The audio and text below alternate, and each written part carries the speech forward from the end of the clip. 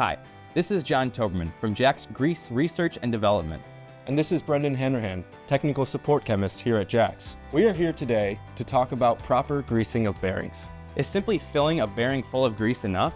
In almost all cases, no. There are many avenues to consider, including type of grease, correct fill amounts, and relubrication intervals. Now, when you're selecting the correct bearing grease, you have to consider the NLGI grade, the thickener type, base oil viscosity, and the desired performance characteristics.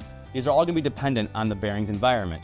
For example, a higher speed bearing will require a lower base oil viscosity, while a higher temperature application may need a thickener that is stable in a hot environment, like a calcium sulfonate. Now, if you are changing the thickener type of the grease when you are filling, be sure to not mix greases that are incompatible.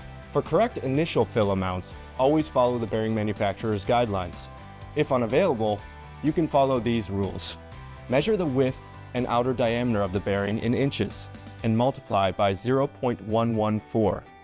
This rule of thumb ensures that 1/3 to 1/2 of the bearing volume is filled, and this ratio should be maintained during relubrication. Proper lubrication intervals are another key factor in bearing reliability. Grease degrades over time in application.